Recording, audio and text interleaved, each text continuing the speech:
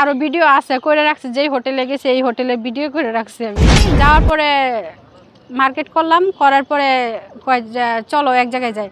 পরে তাজমহল রোডের নিচে তার মোটরসাইকেল, তার বাইক আছে, ওই বাইকটা নিচে রাখছে, হাউজের নিচে রাইখা পরে বলে যে আসো অমুক জায়গায় যাই। আমি বলছি কোন, হ্যাঁ সে নাম বলে নাই।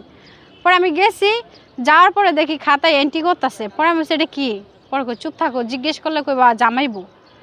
পরে এভাবে এন্টি করছে। পরে রুমে যায় ওর সাথে আমি চেঁচাচেঁচি করতেছি, তুমি আমার এটা কিতা লয়ে এসো, কোন জায়গায় নিয়ে এসো, এটা কি ঠিক? পরে চুপ থাকো, 2 দিন যেহেতু হাতে সময় আছে, 2 দিন এখানে সময় পাস করে যায়। যখন এই রুমে ছিলাম আমরা 2 দিন, বৃহস্পতিবার দিন ঢুকছিলাম, শুক্রবার ছিলাম, শনিবার দিন সকালে বের হয়েছি। তখন ওর বান্ধবী ফোন দিছিল ভিডিও কলে, ভিডিও করে মশুরের জিজ্ঞেস করছে মশুর কোথায় তুমি?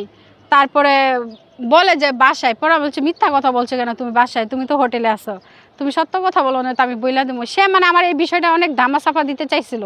মশুরের আমি অফিসে যখন কিস্তি দিতে গেছি তখন মশুরের বন্ধু মানে কলিগ আমার দেখছে, কয় এই কেমন আছো, ভালো আছো? আমি বলছি হ্যাঁ। কয় তোমাদের সব ঘটনা জানি। পরে আমি বলছি কি জানো?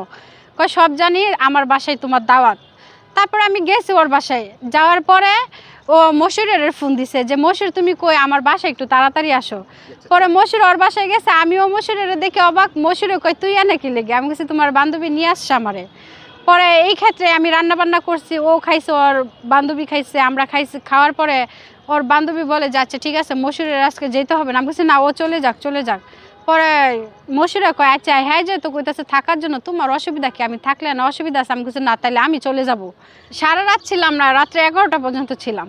আচ্ছা, এর মধ্যে যখন এই যে বান্ধবীর সামনে মিলামেশা করতেন কিভাবে করতেন একটু বলতেন? তাদের তো মানে বেড ছিল 2টা, বুঝেন তো একটা রুম তো থাকে না, 2-3টা রুম থাকে। আচ্ছা, তার তার স্বামী কিছু বলে নাই?